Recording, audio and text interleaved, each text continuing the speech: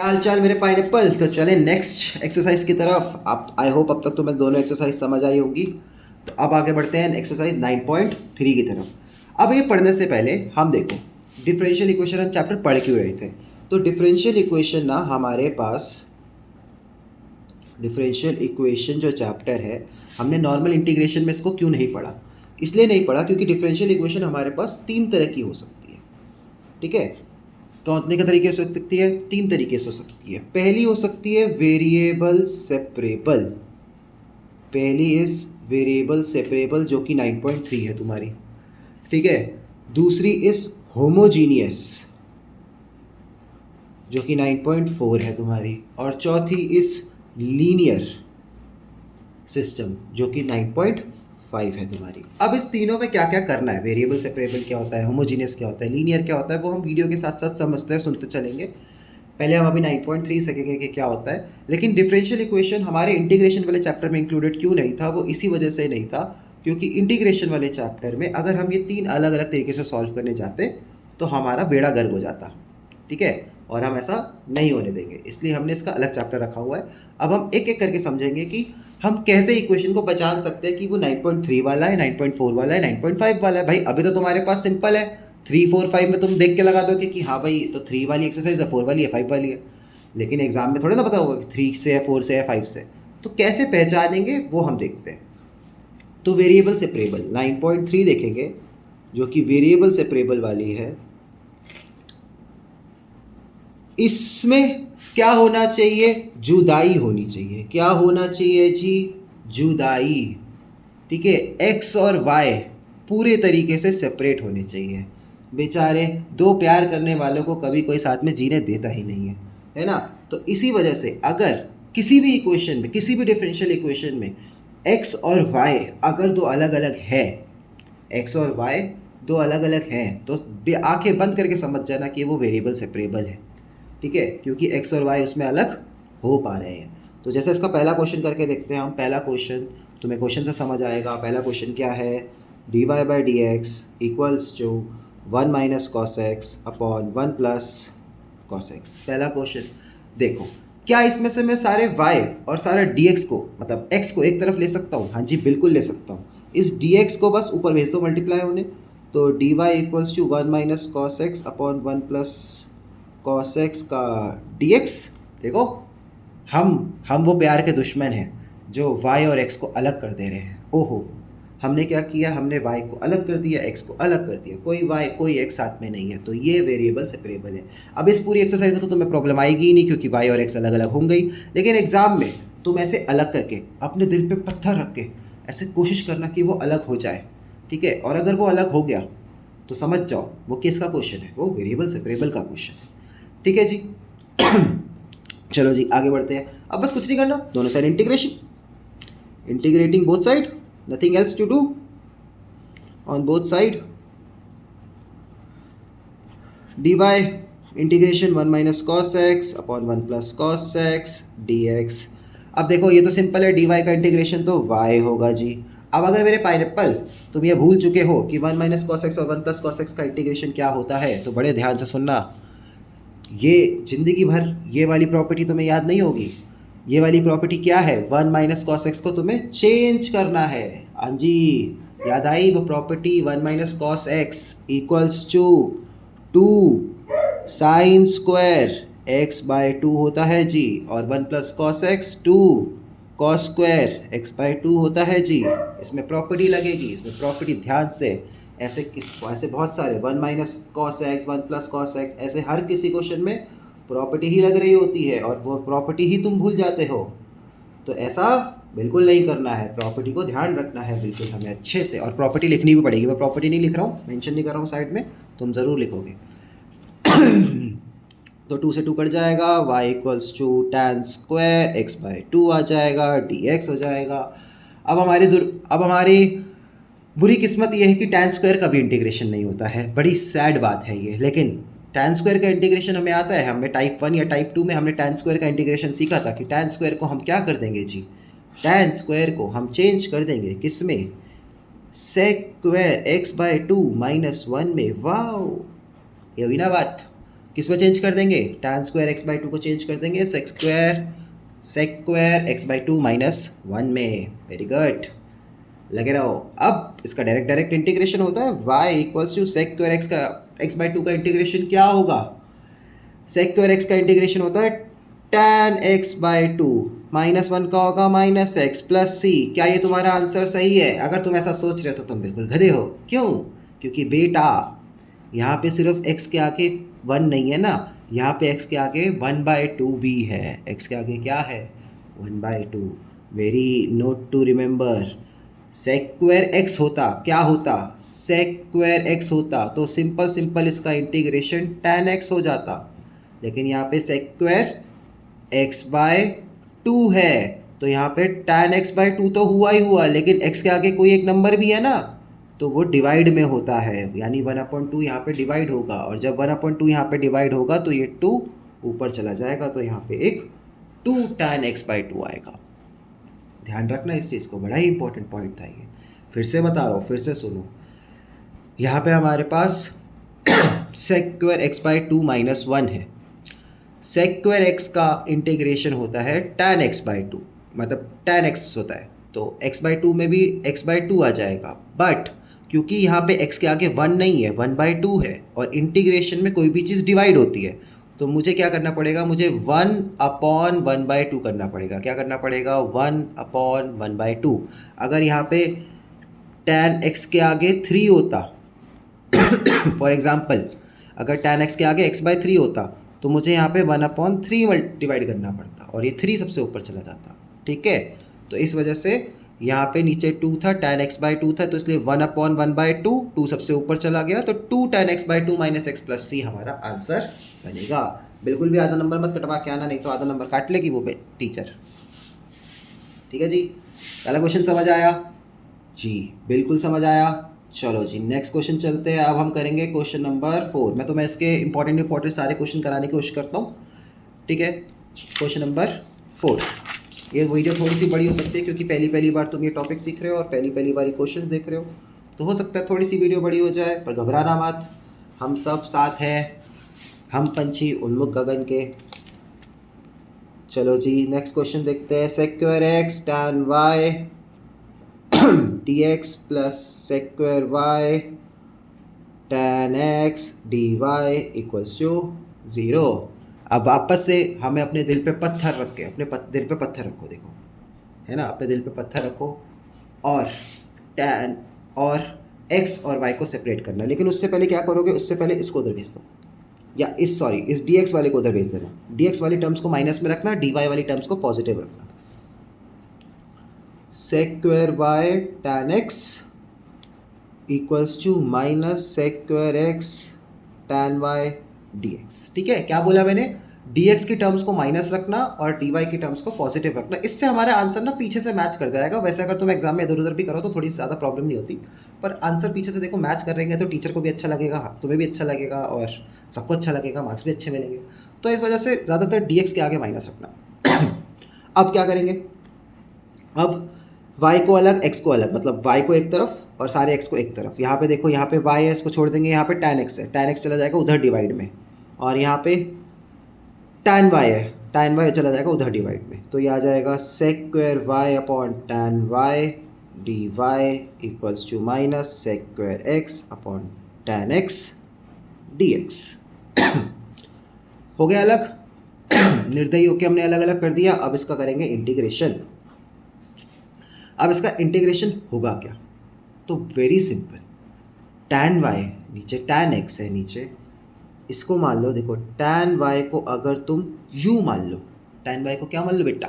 u मान लो, तो tan y का differentiation sec square y dy equals to du हो जाएगा, और यहाँ पे tan x को तुम v मान लो, तो sec square x dx equals to dv हो जाएगा। ये रूल तुम्हें याद होना चाहिए, tan का डिफरेंशिएशन सेक स्क्वायर होता है, tan x का डिफरेंशिएशन भी सेक स्क्वायर x हो जाएगा। तो ऊपर वाले बन गए, नीचे वाले रह गए। क्या बना? हमारे पास बनेगा 1/u du का integration equals to minus 1/v dv का इंटीग्रेशन। ये बना हमारे पास। इतना तक क्लियर है? यहाँ तक कोई दिक्कत, कोई परेशानी हो तो बताओ जी, है ना? अच्छा, अब 1/u का इंटीग्रेशन क्या होता है? सिंपल सिंपल इंटीग्रेशन होता है 1/u का, यानी 1/x का इंटीग्रेशन। 1/x का इंटीग्रेशन होता है log x, ऐसी 1/u का इंटीग्रेशन हो जाएगा log u, तो this will be log u, not, ठीक है, this will be log u, this will be minus log v।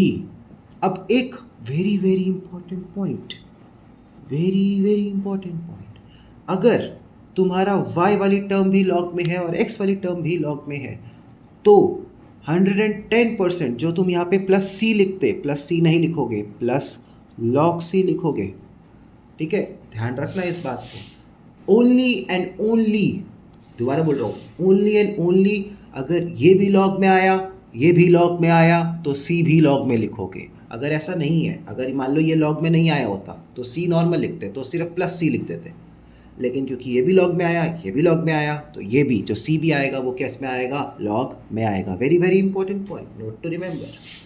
अब क्या करेंगे? अब यहाँ पे देखो, इस log v को इधर ले आते हैं, log u प्लस log v equals to log c। तुम्हें log की प्रॉपर्टी याद हो तो जब दो log प्लस होते हैं तो log साथ में आ जाते हैं और u इंटू वी हो जाता है, ठीक है, क्या आ जाते हैं? वो दोनों साथ में आ जाएंगे और क्या हो जाएगा? वो दोनों मल्टीप्लाई हो जाएंगे, इक्वल्स टू log c। अब देखो, log से log कट रहा है, log से log ऐसे कट सकता है, इन्वर्स ट्रिको में पढ़ा था ना कि इधर से इधर सेम हो तो कट जाती है चीज़ें, तो सेम log से log कट जाएगा। क्या बचेगा? u v equals to c, और u क्या था? tan y, v क्या था? tan x, तो tan x dot tan y equals to c। तो this is our final answer. I hope तुम्हें ये वाला क्वेश्चन समझ आया हो। सबसे पहले क्या करना है? सबसे पहले x की टर्म्स को माइनस में ले जाना है, फिर उसके बाद सारा x एक तरफ, सारा y एक तरफ, ऐसे आया। फिर इसका तुम्हें इंटीग्रेशन पता होना चाहिए कि इसको हम tan y मानेंगे, इसको u मानेंगे, इसका डिफ्रेंशिएशन करेंगे तो du आ जाएगा। सब्स्टिट्यूशन है ये, बेसिकली इंटीग्रेशन की सेकंड या थर्ड एक्सरसाइज है ये, ठीक है। फिर 1/u माइनस 1/v, ये तुम्हें बस याद रहना चाहिए कि अगर दोनों जगह log है तो तीसरी जगह भी c में भी क्या आएगा? log आएगा। उसके बाद एक प्रॉपर्टी यहाँ भी याद रहनी चाहिए कि अगर दो log ऐड होते हैं तो उन दोनों के अंदर वाला मल्टीप्लाई हो जाता है। और बस इसी के साथ तुम्हारा ये वाला क्वेश्चन समाप्त हो जाएगा। कैसा लगा? मज़ा आया? Have you have fun? Did you have fun? है ना? अभी तो और मज़ा आएगा, अभी तो बढ़िया बढ़िया क्वेश्चन भी होते हैं इसमें। चलो जी, नेक्स्ट क्वेश्चन अब हम करेंगे 7वां क्वेश्चन, ठीक है। कौन सा क्वेश्चन करेंगे? Next will be our 7th question. ठीक है, जो बीच में क्वेश्चन ना है वो पूछ लेना है भाई, कमेंट करना, पूछना, तुरंत आंसर, टेंशन ही नहीं है। तो y log y dx minus X D Y, थोड़ा सा देखो गला खराब है तो ज़्यादा टेंशन मत लेना, सही हो जाएगा थोड़े दिन में। y log y dx equals to X D Y, ठीक है। दोनों देखो, यहाँ पे इसको इधर ले गया क्योंकि यहाँ पे प्लस की टर्म्स में हो आ रहा था तो इसको प्लस की टर्म्स में कर दिया। डी वाई हमेशा पॉजिटिव होना चाहिए, ठीक है। अब अगेन वापस से ये दोनों y में है तो ये नीचे चला जाएगा, ये x में है वो उधर नीचे चला जाएगा। तो मैं d y y log y equals to d x upon x, ऐसा हो गया जी। Integration both side. यहाँ पे देखो log y का, log y को अगर t मान लिया जाए तो log y का integration 1/y dy equals to dt, ठीक है। तो ये चीज़ में चेंज होएगा, वापस सब्स्टिट्यूशन ही लगाया हमने, तो ये हो जाएगा dt by t equals to d x by x. अब तक तो तुम समझ ही गए होगे, इसका integration log t equals to log x plus log c। शाबाश, ठीक है। ऐसे क्या लगाया हमने? log c लगाया, बिल्कुल, वेरी गुड। अब क्या करेंगे? अब देखो ये तो यही प्लस प्लस में हो रहे हैं तो इसको मल्टीप्लाई हो जाएगा, log t equals to log xc, log से log कटा, t इक्वल्स टू xc आया। t क्या था? t हमारे पास log y था, तो log y equals to xc। What is log y? log y equals to xc। अब यहाँ पे एक और star point, very very important star point. हमें log के टर्म से y को नहीं छोड़ना है। हम क्या करेंगे? हम इस log को ना उधर भेज देते हैं। log को क्या भेजते हैं? उधर। log को क्या भेजते हैं? उधर। ध्यान रखना इस चीज़ को, very very important point.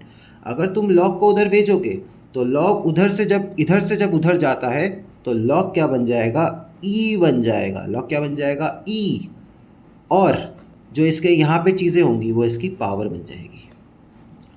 This is a note to remember. क्यों होता है, कैसे होता है, ये सब लोगारिथम फंक्शन है। लोगारिथम एक बहुत ही ज़बरदस्त फंक्शन होता है, बहुत ही कम जनों को आज तक ये समझ आ पाया है। ठीक है, मुझे भी नहीं आता टू बी वेरी ऑनेस्ट, तो मुझे बस पता है कि ऐसा होता है। ठीक है, तो ध्यान रखना बस, अगर हम लॉग को कभी उधर लेके जाते हैं तो मैं पीछे किसी भी आंसर में ऐसा दिख रहा है कि ई की पावर समथिंग समथिंग कुछ है, तो वो लॉग उधर जा रहा है और लॉग उस साइड जाके चेंज हो जा रहा है, इस वजह से वो प्रॉब्लम है, और कोई प्रॉब्लम नहीं है उसमें। ठीक है, ओके। दोबारा समझना है इस क्वेश्चन को तो वीडियो रिवाइंड करके देख लेना पीछे से, आसान क्वेश्चन था, दोबारा नहीं समझाते। एक और क्वेश्चन करते हैं जब तक, फिर ये पार्ट 1 हो जाएगा इस वीडियो का। फिर क्योंकि वीडियो ज़्यादा बड़ी ना हो तो इसलिए इसका पार्ट 2 भी निकालेंगे, जिसमें बाकी के कुछ इंपॉर्टेंट क्वेश्चन कर लेंगे इस एक्सरसाइज से। ओके जी, तो नेक्स्ट क्वेश्चन पे चलते हैं, दैट इज़ हमारा 9th क्वेश्चन होगा जो इसमें इंपॉर्टेंट है हमारे पास। 9th क्वेश्चन हमारे पास क्या कहना चाह रहा है वो हमें दे रखा है उसने, dy/dx equals to sine inverse x। अब देखने में तो बड़ा सिंपल सा है ये क्वेश्चन, लेकिन ये खतरनाक क्वेश्चन है। क्यों खतरनाक क्वेश्चन है, क्योंकि बेटा जी इसमें बाय पार्ट्स लगेंगे ना, बाय पार्ट्स, क्योंकि इसका इंटीग्रेशन हम करने जाएंगे तो साइन इनवर्स x का इंटीग्रेशन कुछ होता ही नहीं है। अब बाय पार्ट्स अगर तुम्हें याद ना हो तो बाय पार्ट्स तुम्हें याद दिला देते हैं कि बाय पार्ट्स में क्या होता है। बाय पार्ट्स में आई लेट होता है। क्या होता है, आई लेट।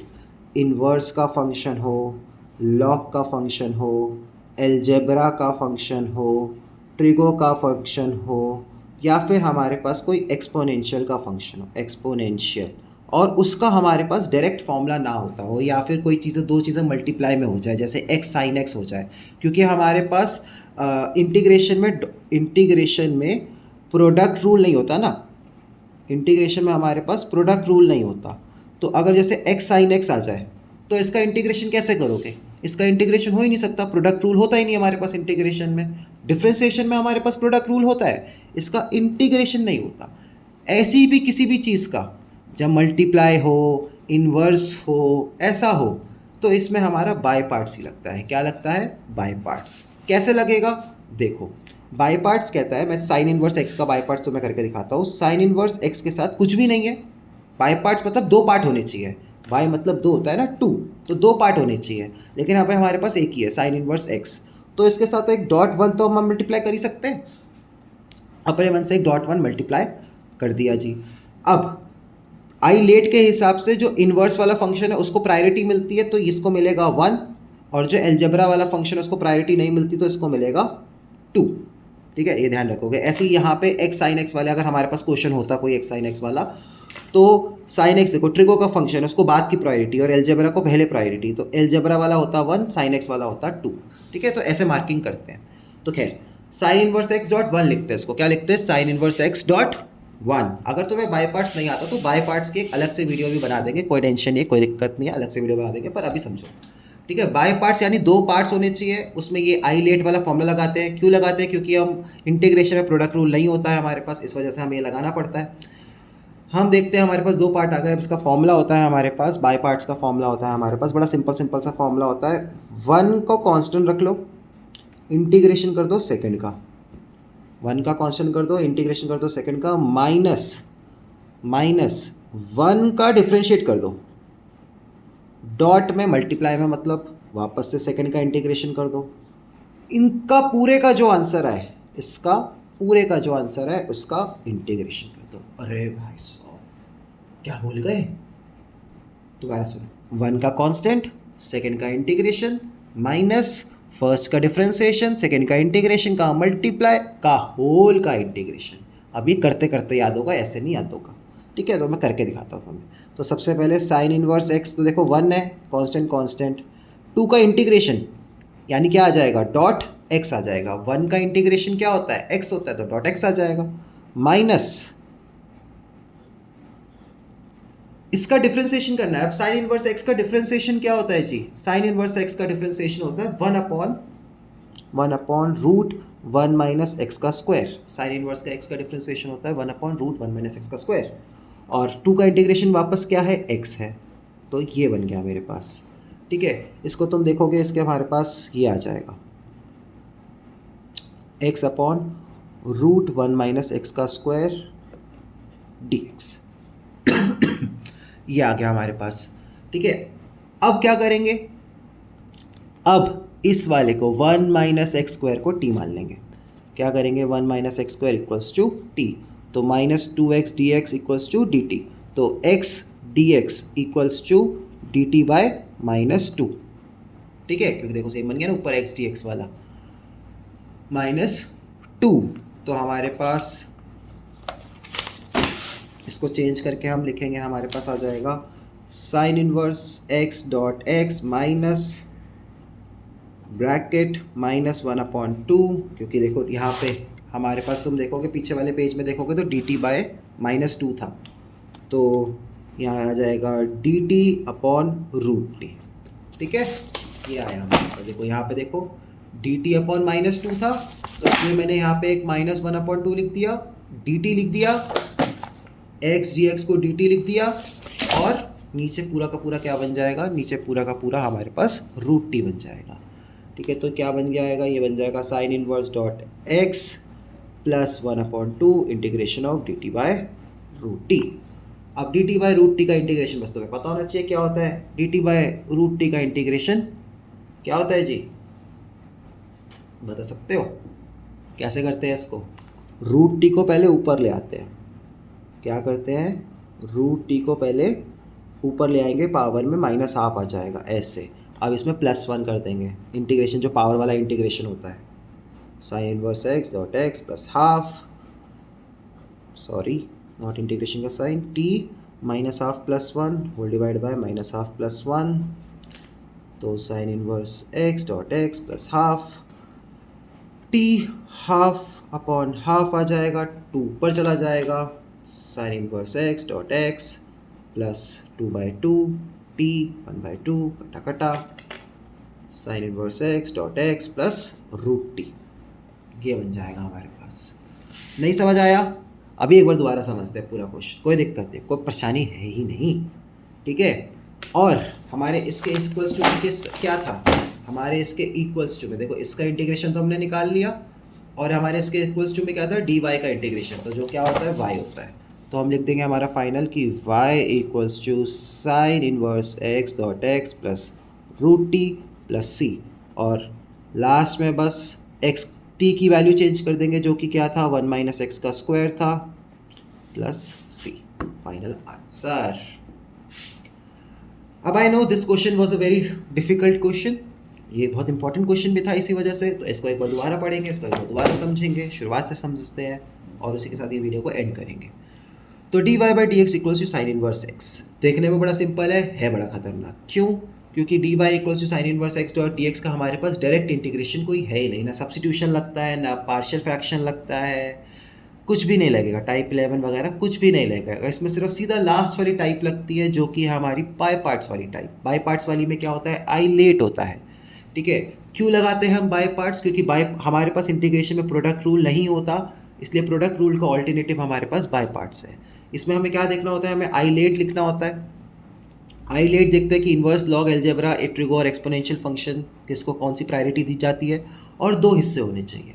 अगर हमारे पास किसी क्वेश्चन में 2 हिस्से नहीं है तो एक अपने 1 अपने मन से डाल सकते हैं, ये आता है 1, ये आता है 2, प्रायोरिटी वाइज ऊपर से चेक करके प्रायोरिटी वाइज 1 और 2 पुट करते हैं।